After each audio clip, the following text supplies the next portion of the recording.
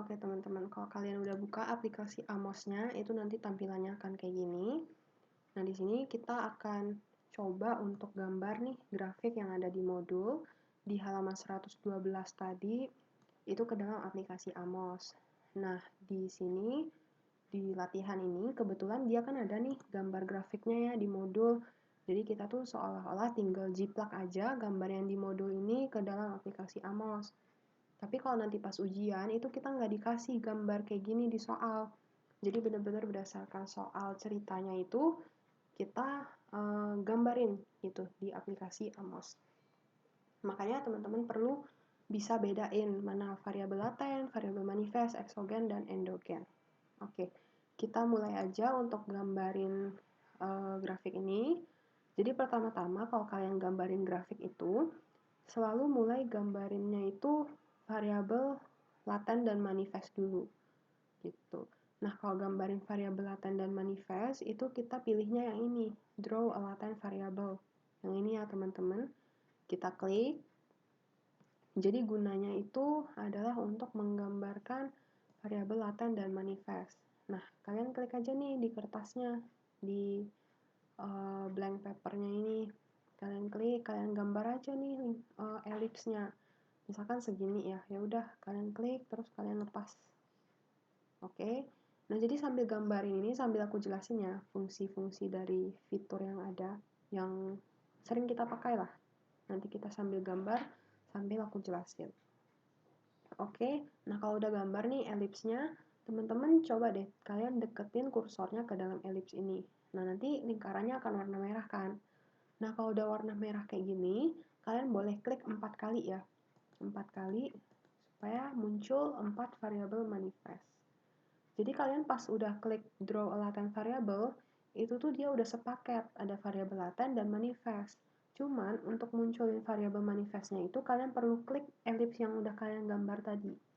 Kalau misalkan nih nanti di ujian itu cuma 3 variabel manifest, ya udah kalian cukup klik 3 kali. Ya, jadi kalian klik sebanyak variabel manifestnya. Gitu. Nah, kalau udah gambar nih variabel laten dan manifest, sekarang kita gambarin variabel eksogen yang kompetisi, ya. Caranya kita pilih nih yang gambar persegi atau draw observe variables. Yang gambar persegi ya. Kalian klik, terus kalian gambarin deh di bawah gini. Oke? Nah, kalau misalkan kalian merasa kayaknya kegedean gambarnya atau kalian mau hapus lah intinya ya. Kalau kalian mau hapus, itu kalian pilih yang tanda silang ini, yang erase object. Kalian klik, terus arahin kursor kalian itu ke dalam objek yang mau kalian hapus. Nah, sampai objeknya itu warna merah, kalian klik deh. Nanti dia akan hilang.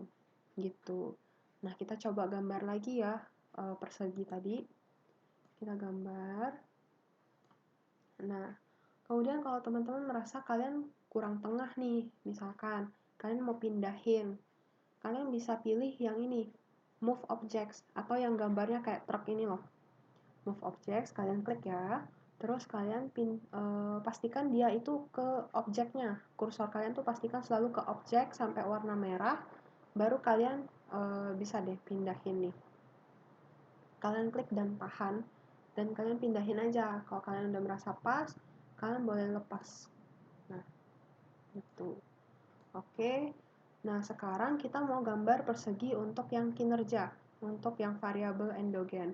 Nah, kalau misalkan sama nih objeknya sama-sama persegi, kita nggak perlu gambarin ulang. Kita cukup duplicate objek. Nih, yang di sebelah move object tadi, di sini ada duplicate object nih, teman-teman. Kalian klik.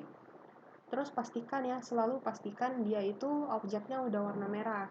Nah, kalau udah kayak gini, kalian klik dan tahan, terus kalian pindahin deh. Nah, misalkan ke sini. Udah kan? Terus, kalau udah kayak gini, kita sekarang mau gambarin ini. Kursor ini, bukan kursor, tanda panah yang melengkung ini kita mau gambarin. Nah, itu kalau tanda panah melengkung dua arah ini, kita pilihnya yang ini teman-teman, yang draw covariances. Kita pilih ya. Terus kalian itu jangan gambarnya dari atas ke bawah. Karena kalau dari atas ke bawah, kita coba ya, dari atas ke bawah, itu dia akan di sebelah kanan jatuhnya. Tapi kalau kita mau sebelah kiri, kita harus dari bawah ke atas. Kita pilih lagi ya, yang ini tanda panah dua arah ini. Kita coba dari bawah, kita klik dan tahan sampai objek tujuannya itu warna hijau, terus kita lepas. Nah, nanti dia akan kayak gini. Kalau udah kayak gini benar nih.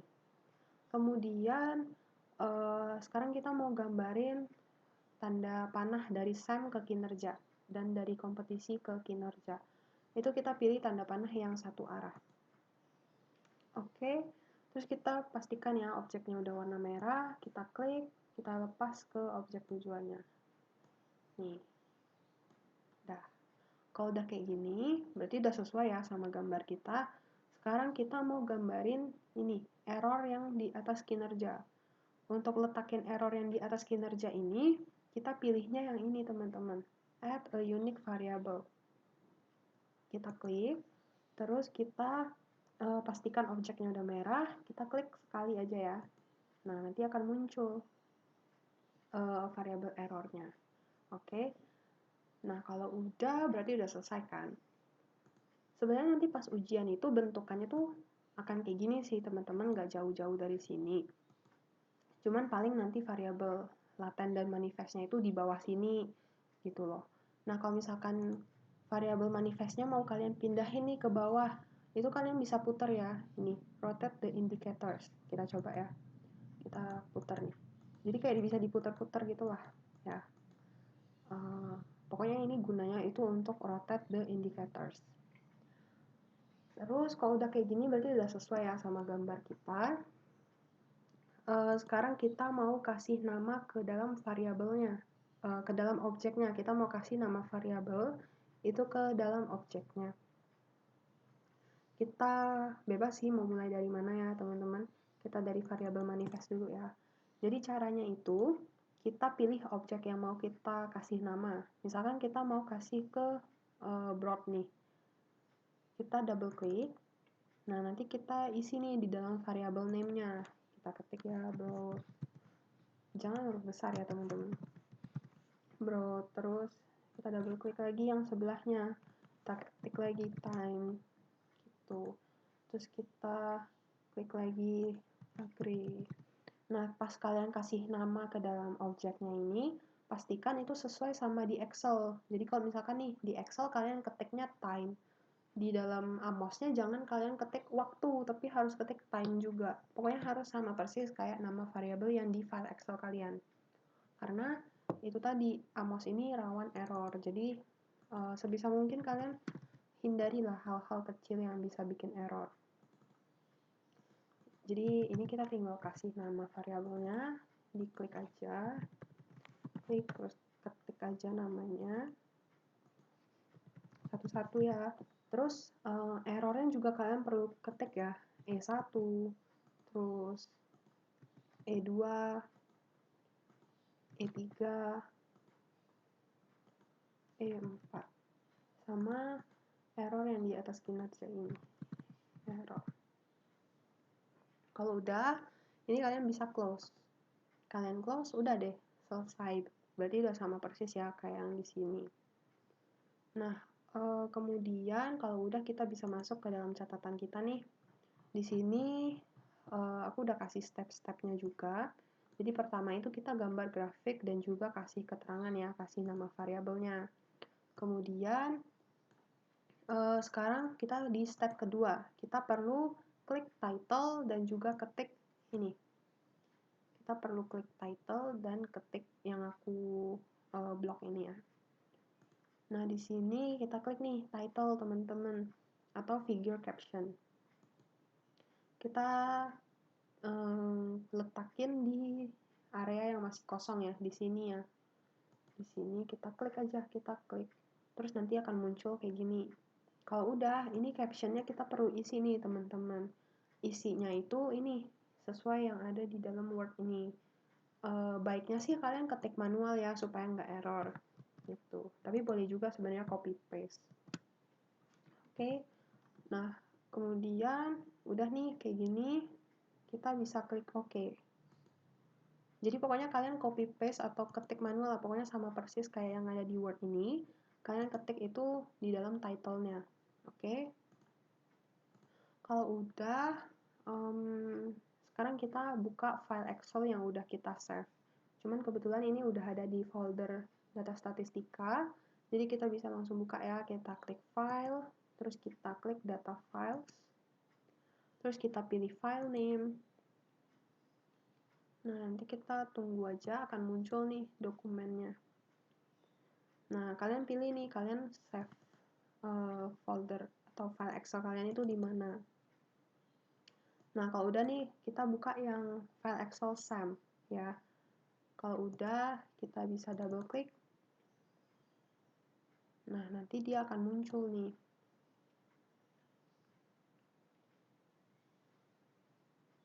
Nah, kalau udah muncul dia akan kayak gini, 100/100. Artinya udah masuk semua data kalian. Kalau misalkan kalian mau lihat dulu datanya, kalian bisa klik ini, view data ya. Kalian klik view data. Nah, nanti kalian boleh lihat-lihat dulu data kalian udah sesuai belum, ada yang salah atau enggak. Kalau udah, kalian bisa close. Nah, kita bisa klik OK sekarang, supaya file Excel-nya masuk ke Amos. Kita klik dulu nih, sampai biru, terus kita klik OK. Nah, ini emang kalau file Excel masuk ke Amos itu, dia nggak ada tanda-tanda kayak udah masuk gitu, tapi yakin aja udah masuk kok. Nah, kita sekarang lanjut ke step berikutnya. Kita pilih view. Jadi kalau udah masukin file Excel-nya, kita bisa klik view ya. Klik view, terus kita pilih analysis properties. Terus kita masuk ke tab output ya. Kita klik tab output. Terus kita checklist nih minimization history, standardized estimates, square multiple correlations, sama test for normality and outliers. Jadi checklist 4 ini, kalau udah kita close. Oke, terus selanjutnya kita klik analyze. Kita pilih calculate estimates. Nah, kalau muncul kayak gini, itu artinya kita diminta untuk save dulu Amos-nya. Jadi kita coba ya save. Kita save Amos-nya, Amos pertemuan 10. Udah, kita save nih. Terus kita tunggu aja ya teman-teman.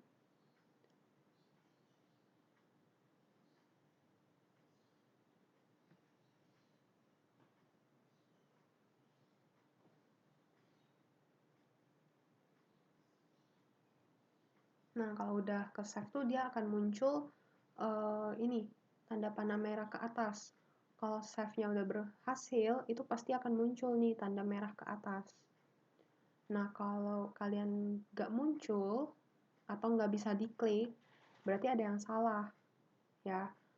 Nah, di sini udah bisa diklik nih tadinya ya, sebelum kita save itu, ini nggak bisa diklik nih tanda panah merah ke atas ini. Sekarang udah bisa di save, udah bisa diklik. Yang ini ya teman-teman, yang view the output path diagram. Kita coba klik ya, yang tanda panah merah ke atas ini kita coba klik. Nah, pas kita klik itu muncul nih angka-angkanya teman-teman. Nih, di setiap tanda panah tuh jadi ada jadi ada angka-angkanya kan. Terus di title ini juga ada angkanya nih, kayak square, ada angkanya, prop, GFI, AGFI-nya ada angka. Tadinya nggak ada kan. Nah, kalau udah kayak gini, itu berarti kalian udah berhasil gitu. Nah, di kertas jawaban kalian, itu kalian perlu gambarin nih modelnya. Grafik ini perlu kalian gambarin, sampai ke angka-angkanya ini juga perlu kalian tulis ya, teman-teman. Dan juga judulnya ini, atau title tadi, itu kalian perlu tulis. Jadi pokoknya kalian perlu salin yang di dalam Amos ini sama persis ke dalam kertas jawaban kalian. Oke, nah selanjutnya kalau udah kayak gini kan udah berhasil nih. Kita sekarang mau lakukan yang namanya uji normalitas, uji outlier, uji model fit, uji validitas, uji reliabilitas konstruk, dan juga uji pengaruh. Ya, kita mulai dari uji normalitas dulu. Jadi uji normalitas itu seperti biasa digunakan untuk melihat apakah data itu terdistribusi dengan normal atau tidak. Nah, di uji normalitas ini pertama-tama kita perlu lihat dulu dong output dari Amos ini, ya. Kita itu pergi ke view, terus kita pilih text output. Habis itu kita pilihnya yang assessment of normality. Nih, kita pilih yang assessment of normality. Terus kita lihat nih di sini, kita lihat angka CR yang multivariate. Oke, CR yang multivariate. Yang ini ya, CR yang multivariate. Nih, multivariate yang paling bawah. Berarti yang 8,844. Nah, di sini dibilang bahwa kalau misalkan CR atau critical ratio multivariate itu berada di sekitaran 2,58, maka data secara multivariate itu terdistribusi dengan normal. Tapi di sini angka kita kan 8,844 ya. Itu jauh dari 2,58. Makanya kita bisa tulis nih di sini CR multivariate sama dengan 8,844. Dalam kurung jauh dari 2,58. Artinya data secara multivariate tidak terdistribusi normal. Oke. Nah, yang perlu kalian tulis tuh kesimpulan kayak gini aja ya, teman-teman. Nggak perlu nih ditulis jika CR bla bla bla. Itu nggak perlu ditulis. Yang kalian perlu tulis tuh yang kayak gini aja, kesimpulan aja. Nah, terus kita ke uji outlier. Di uji outlier ini kita masih di dalam text output tadi, cuma kan tadi kita pilihnya assessment of normality ya. Sekarang kita pindah ke yang ini, Mahalanobis distance. Kita klik. Nah, terus kita lihat nih, lihat angka P2. Ini ya, P2. Kemudian kalau misalkan nilai P2 itu di bawah 0,001, maka itu adalah data outlier. Nah, kita lihat nih, di dalam angka P2, yang angkanya di bawah 0,001 itu ada dua ya, nih. Ada data ke-70 dan data ke-6.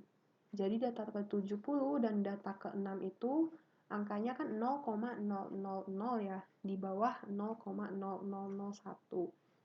Makanya berarti kita anggap data ke-70 dan data ke-6 itu adalah data outlier. Nah, kita bisa bikin kesimpulan bahwa data ke-70 dan data ke-6 adalah outlier. Maka peneliti harus membuang data tersebut dari analisis. Kemudian kita ke uji model fit. Di uji model fit ini, kita bisa lihat angka prop yang di dalam title tadi. Jadi ini kita close dulu ya teman-teman. Outputnya kita close. Nah, di sini teman-teman bisa lihat angka prop yang di dalam title tadi, yaitu 0,508. Nah, sama ya, ini nggak perlu kalian tulis. Jadi kalian cukup tulis kesimpulan kayak gini aja, yaitu prop sama dengan 0,508. Lebih besar dari alpha, yaitu 0,05. Maka model fit. Oke, selanjutnya kita ke uji validitas. Di uji validitas ini kita balik lagi nih ke text output tadi. Kita pilih view, terus kita ke text output. Jadi view terus text output itu gunanya adalah untuk melihat output Amos ya teman-teman. Jadi kita ke view text output terus kita pilih estimates. Nah, di estimates ini ada banyak tabel nih teman-teman. Ada banyak tabel. Jadi kalian perhatikan nih, untuk uji validitas, itu kalian lihat angka estimates pada tabel standardized regression weight. Oke, nah tabel yang dimaksud itu adalah yang tabel kedua ini. Ya, di sini kalian lihat nih, lihat yang variabel laten terhadap manifest. Variabel laten kita kan SAM ya, SAM terhadap broad, SAM terhadap time, SAM terhadap agree, SAM terhadap inte berarti ya. Karena kan laten terhadap manifest. Manifest kita kan ada 4 tadi ya. Jadi kita lihat 4 angka yang atas ini aja. Oke. Nah, di sini dibilang bahwa suatu model itu suatu model yang memiliki convergent validity di atas 0,7 itu menunjukkan indikator pembentuk konstruk yang valid. Nah, kita lihat nih, dari keempat angka ini, yang di atas 0,7 tuh yang mana? yang ini ya, yang 1,627, yaitu data time. Jadi kita bisa bikin kesimpulan bahwa data time itu valid, sedangkan data broad, agree, dan inte itu tidak valid, sehingga harus di-drop atau dibuang. Jadi teman-teman perhatiin ya, kalian itu lihat angka variabel laten terhadap manifest, jangan salah, oke? Kemudian ada uji reliabilitas konstruk. Nah, di uji reliabilitas konstruk ini masih sama, view, text output, terus estimate. Jadi masih di dalam tab estimates, kita lihat angka estimates pada tabel square multiple correlation, yaitu di dalam output ini kita scroll ke bawah nih. Bentar ya teman-teman. Kita buka lagi bentar. View, text output, terus kita pilih estimates. Nah, kita scroll ke bawah sampai ketemu tabel square multiple correlations. Oke? Nah, di sini itu kita lihat yang variabel manifest aja. Jadi tadi variabel manifest kita itu kan ada broad, time, inte, dan juga agree ya. Berarti 4 angka yang bawah ini yang kita lihat. Nah, di sini jika nilai estimates itu di atas 0,7, maka kesimpulannya data tersebut reliable. Nah, di sini yang angkanya di atas 0,7 itu adalah data time, yaitu 2,648. Berarti kita bisa bikin kesimpulan bahwa data time itu reliable, sedangkan data broad, agree, dan juga inte itu tidak reliable, sehingga harus dibuang atau drop. Oke. Dan yang terakhir adalah uji pengaruh. Uji pengaruh itu sama aja kayak uji T. Kalau teman-teman masih ingat uji T itu kita uji satu persatu kan, setiap variabel independen itu kita uji satu persatu. Nah, uji pengaruh ini sama juga. Jadi masih sama ya, masih di dalam tab estimates. Kita scroll lagi ke atas sampai ketemu tabel regression weight. Kita lihat angka P-nya ya. Kita lihat angka P pada tabel regression weight. Dan di sini dikasih keterangan juga bahwa kita itu lihat angka pada variabel eksogen terhadap endogen ya. Variabel eksogen endogen kita itu kan tadi variabel eksogennya ada SAM dan kompetisi. Variabel endogennya itu kinerja. Berarti kita lihat yang bawah ini teman-teman. SAM terhadap kinerja, kompetisi terhadap kinerja. Oke, kita scroll ke samping, kita geser ke samping, kita lihat angka P-nya. Yaitu yang 0,215 dan 0,998. Kita bikin satu persatu ya, sesuai variabel kita. Di sini kita ada 2 variabel eksogen, maka kita bikin 2 hipotesis dan 2 kesimpulan. Jadi kita pertama perlu bikin H0 dan HA-nya, yaitu tidak terdapat pengaruh variabel SAM terhadap variabel kinerja. HA-nya terdapat pengaruh variabel SAM terhadap variabel kinerja. Di sini P sama dengan 0,215 ya. Lebih besar dari alfa 0,05, maka H0 tidak dapat ditolak. Artinya, tidak terdapat pengaruh variabel SAM terhadap variabel kinerja. Kemudian di sini yang kedua, kita bikin juga ya hipotesisnya. Terus di sini kita tulis lagi P-nya itu 0,998, lebih besar dari alfa 0,005. Maka artinya H0 itu tidak dapat ditolak. Artinya tidak terdapat pengaruh variabel kompetisi terhadap variabel kinerja. Nah, sekian untuk materi hari ini. Jadi teman-teman pastikan harus bisa bedain mana variabel laten, manifest, eksogen, dan endogen. Oke?